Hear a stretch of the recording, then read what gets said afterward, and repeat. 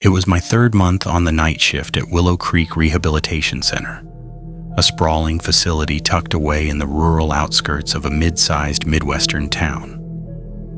The center specialized in treating severe addictions, opioids, meth, alcohol, and co-occurring mental health disorders like schizophrenia and bipolar.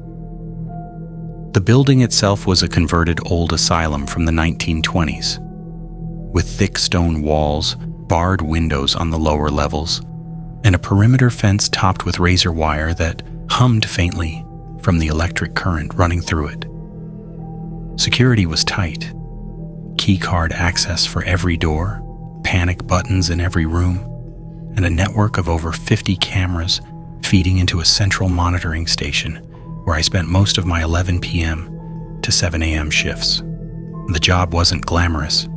I was a 28-year-old former mall cop who'd taken the gig for the steady pay and the quiet. Most nights it was just me, a thermos of coffee, and the low buzz of the fluorescent lights in the control room. I'd monitor the feeds, log any unusual activity, and occasionally do a walkthrough of the grounds if a sensor tripped. The residents were locked down after 10 p.m., so disturbances were rare. But there was always an undercurrent of unease in a place like that. You'd hear muffled cries from nightmares echoing down the halls, or the occasional thud of someone pacing in their room. The staff whispered about the building's history, suicides in the old days, experimental treatments gone wrong. I dismissed it as folklore to spook the newbies. That changed on a bitterly cold January night in 2018. The temperature had plummeted to minus 15 degrees Fahrenheit, with wind chills making it feel like minus 30. Snow flurries danced in the floodlights outside, and the fence was crusted with ice. I was halfway through my shift, around 2:15 a.m., nursing my second cup of coffee and scrolling through my phone to stay awake, when the motion sensor at the front gate pinged. It was a loud, insistent beep that jolted me upright. The gate was the only public access point, a heavy metal barrier with a call box and a doorbell camera angled downward to capture anyone approaching. I switched to the gate feed on my main monitor. There he was, a man standing stock still, about 6 feet tall, mid-40s maybe, with short cropped dark hair and a gaunt face. He wore a thin gray t-shirt, faded blue jeans, and scuffed sneakers. No coat, no hat, no gloves. In that cold, he should have been shivering violently, steam pouring from his mouth with every breath. But he wasn't moving, not at all. His arms hung limp at his sides, and his eyes... God, his eyes were locked straight into the camera lens. And they were wide open, unblinking, with pupils so dilated they looked like black voids swallowing the whites. At first, I assumed he was a former resident who'd relapsed and wandered back, or maybe a homeless guy seeking shelter. It happened occasionally we'd buzz them in, call social services, get them warm. I hit the intercom button. "Sir, this is security at Willow Creek. Can I help you? Are you looking for admission or emergency assistance?" Silence. No flinch, no nod, nothing. He just stared. I waited a full minute, then tried again. "If you need help, press the call button or state your name." Still nothing. The camera's night vision mode cast everything in greenish hues, making his skin look pallid and unnatural. I zoomed in closer. His chest wasn't rising and falling. No visible breaths in the freezing air, where even a statue would show condensation if it were warm. Unease prickled at the back of my neck. I checked the other perimeter cameras. No signs of forced entry, no footprints in the fresh snow leading up to the gate. How had he gotten there without tripping the approach sensors earlier? The gate was 200 yards from the road with open fields on either side. I logged the incident in the system. Unknown male at gate, non-responsive. Monitoring. Minutes ticked by. 5, 10, 20.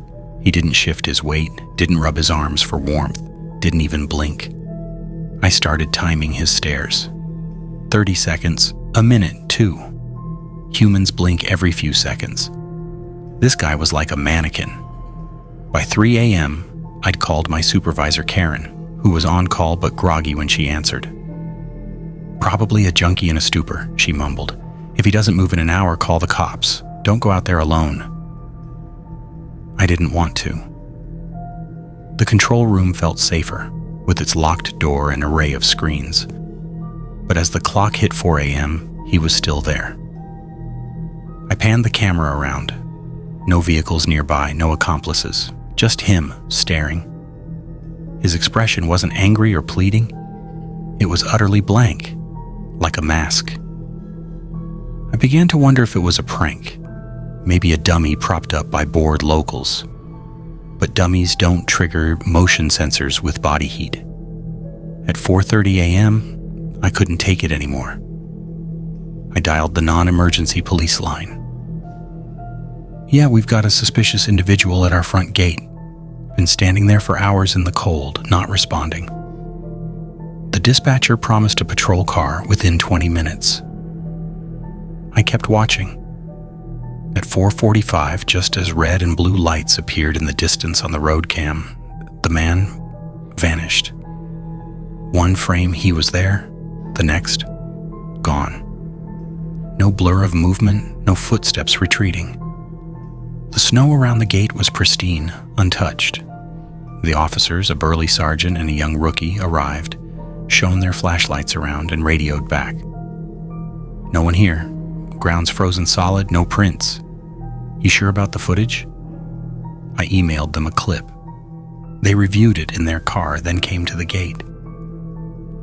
"Weird as hell," the sergeant admitted, "but if he shows up again, call us sooner." I barely slept that day, replaying the video on my phone. His eyes haunted me, those endless, unblinking voids.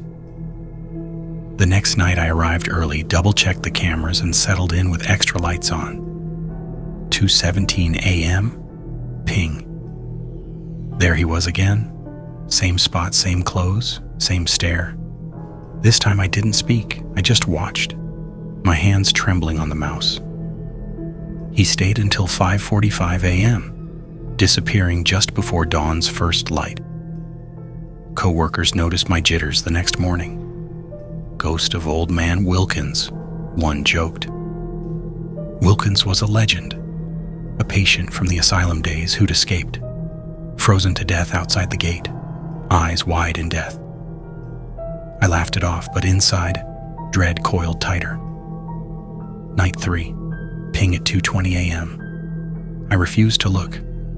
I turned the monitor away, blasted music through headphones, and paced the room.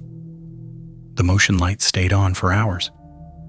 When morning shift arrived at 7, the feed was clear. No man, he never returned. But even now, years later, working days at a different job, every night shift story I hear brings it back. The staring man, waiting in the cold, eyes pulling you in. What was he? A hallucination from sleep deprivation? A glitch? Or something older, tied to the land, reminding us that some gates should stay closed? Word count, approximately 1,200. Story 2. The morgue transfer that went wrong, expanded version. St. Mary's Hospital was a relic in the heart of a fading Rust Belt city, built in the 1950s, with creaky elevators, peeling linoleum floors, and a basement morgue that felt like a tomb. I pulled night security there for 5 years, from 2015 to 2020, handling everything from rowdy ER visitors to body transports when the orderlies were short-staffed. The morgue runs were the worst, wheeling deceased patients down to the cold storage, tagging them and locking them away until the funeral home picked up. It was solitary work in the dead of night, with only the hum of the HVAC and the occasional drip from old pipes for company. One sweltering August night in 2017, the call came at 3:05 a.m. from the 4th floor ICU. Mrs. Eleanor Hargrove, 82, had passed after a long battle with congestive heart failure. "Natural causes," the nurse said over the intercom. "Pronounced at 2:50. Family's been notified. Just need her down to holding." No. I grabbed the gurney from the supply closet, a rickety thing with squeaky wheels, and headed up via the service elevator, the one reserved for transports to avoid scaring visitors. The ICU was dimly lit, monitors beeping softly in the background. Mrs. Hargrove's room was at the end of the hall, curtains drawn. The nurse, a tired woman named Lisa I'd seen around, handed me the paperwork. "She went peacefully," Lisa whispered, crossing herself. The body was small under the white sheet, frail from years of illness, gray hair peeking out, skin paper thin. I checked the toe tag and secured the sheet and wheeled her out. The hallway lights were on motion sensors flickering to life as we passed, casting long shadows that danced ahead. The service elevator was ancient, with scratched metal walls and a faint smell of disinfectant mixed with something metallic, like old blood. I pushed the gurney in, hit B for basement, and the doors slid shut with a groan. The descent was slow, the car jolting slightly on its cables. Halfway down, between floors 2 and 1, the lights flickered, dimming to a sickly yellow before stabilizing. I felt a chill, despite the summer heat outside. Then a rustle, soft, like fingers brushing fabric. It came from under the sheet. I froze, staring at the outline of the body. Just settling, I told myself. Bodies do that sometimes. Gases shifting, muscles contracting post-mortem. But then a whisper, faint, raspy, like wind through dry leaves. "Don't leave me here." My blood turned to ice. I yanked the sheet back, exposing Mrs. Hargrove's face. Her eyes were open, milky blue, staring blankly at the ceiling. Mouth slightly agape, lips cracked. No breath, no pulse when I checked her wrist. Cold, rigid. Rigor mortis was setting in. She was gone. But that voice, it had been feminine, pleading. The elevator dinged, doors opening to the basement hallway. A long concrete corridor lit by bare bulbs, leading to the morgue door 50 feet away. I wheeled her in quickly, the wheels echoing loudly. The morgue was a stark room. Stainless steel slabs, a wall of refrigerated drawers, and a desk with logbooks. I transferred her to a slab, filled out the entry form, and slid her into drawer number 7, slamming it shut with a clang that reverberated. As I turned to leave, I glanced at the elevator across the hall. The doors were still open, the interior light flickering erratically. The call button glowed, as if someone inside was pressing it repeatedly. But the car was empty. No shadows, no movement. I bolted for the stairs, taking them 2 at a time back to the main floor, sweat soaking my uniform. Back in the security office, I reviewed the elevator camera footage. There I was, wheeling her in. Lights flicker. Then, a glitch? The audio picked up the whisper clear as day. "Don't leave me here." But on the video, her mouth didn't move. I called Lisa upstairs. Did Mrs. Hargrove have any history, like near-death experiences? Lisa's face paled. "Actually, yeah. She coded last week, flatlined for 8 minutes. They brought her back with the paddles. She was hysterical after, begging us not to send her back down there. Said she saw a dark place, cold, with voices calling her name. We chalked it up to hypoxia delusions. I didn't sleep for days. Rumors spread among staff. The basement had been a makeshift morgue during a 1960s flu outbreak. Bodies stacked when freezers overflowed. Some said souls lingered, confused, reaching out. I started avoiding solo transports, always dragging a buddy. But even now, in a new job, I hear that whisper in quiet moments. A reminder that some departures aren't as final as they seem. Story 3. The Shadow in the Data Center, expanded version. TechSecure Data Solutions was a fortress of silicon and steel in an industrial park outside Seattle, a windowless building housing servers for major clients, banks, e-com giants, government contractors. As the overnight IT monitor from 2019 to 2021, my job was to babysit the beast. From midnight to 8 a.m., I'd watch dashboards for anomalies, run diagnostics, and patrol the server rooms if needed. The place was climate controlled to a crisp 60 degrees Fahrenheit, with rows of black racks, humming like a digital hive. Blue LED lights, pulsing in the dark. Isolation was part of the gig. No windows, thick walls blocking cell signals, and security protocols that kept even day staff out after hours. I'd bring books or podcasts to fight the boredom, but around 2 a.m., the witching hour they called it, the fatigue hit hard. Your mind plays tricks. Shadows seem to move. The hum sounds like whispers. One rainy November night in 2020, it started. I was in the control room, eyes glued to the multi-screen setup when camera 7 in server room C flickered. A blur darted between racks 12 and 13. Small, fast, humanoid. I paused my podcast, heart skipping. Rat?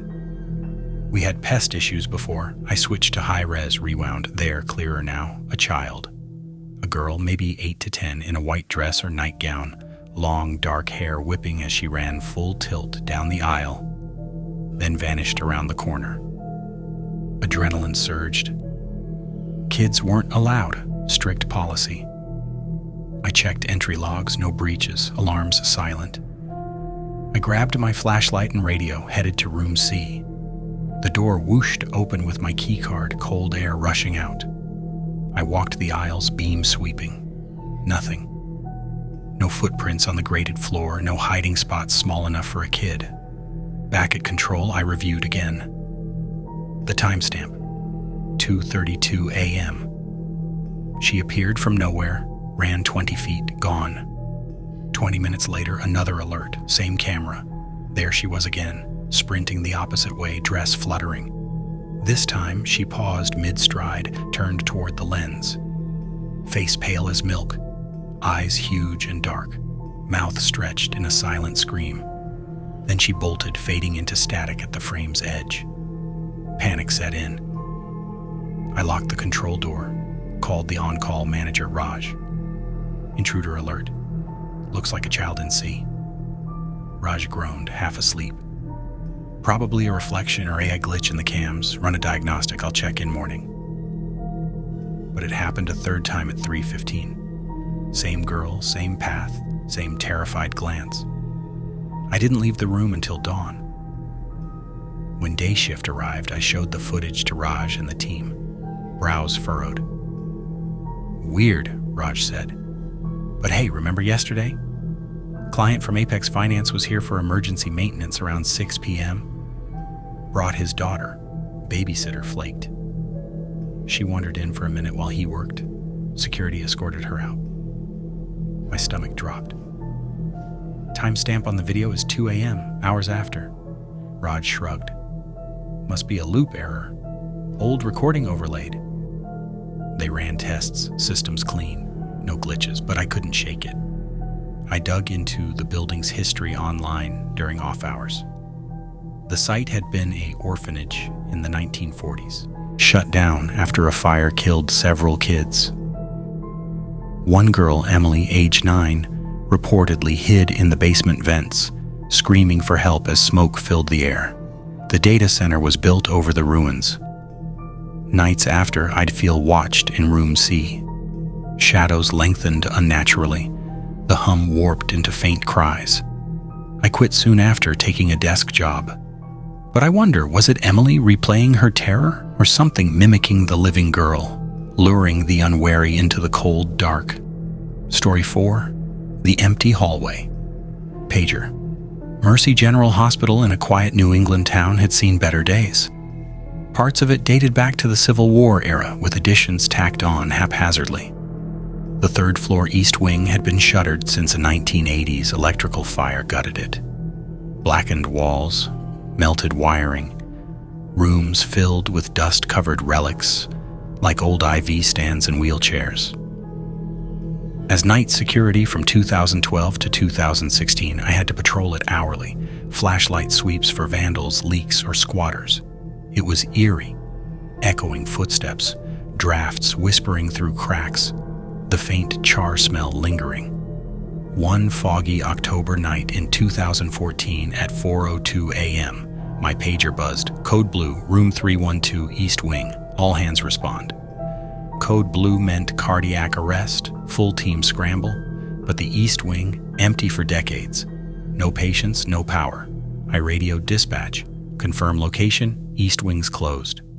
Static crackled, then repeated. Code Blue, 312 East, stat. Dread bloomed in my chest. Prank? System glitch? I grabbed my heavy maglite and headed up the stairs. The elevator skipped the wing. The door to East was chained, padlocked. I unlocked it, chain rattling loudly. Inside, darkness swallowed everything. My beam cut through dust motes, illuminating peeling wallpaper and debris-strewn floors. Room 312 was midway down, door slightly ajar, odd as they were usually sealed. Pushing in, the air felt heavier, colder. In the center sat an ancient crash cart, defibrillator, oxygen tank, meds. Wheels leaving fresh tracks in the dust. It shouldn't be there. Carts were stored in active wards. The paddles were out, charged light glowing faintly, though no electricity ran here. Then beeping. A heart monitor alarm. Slow and insistent, from nowhere. No outlets powered. I swept the light.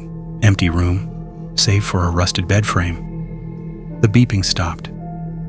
Over the intercom speaker in the ceiling, wires long cut. A calm voice. Male.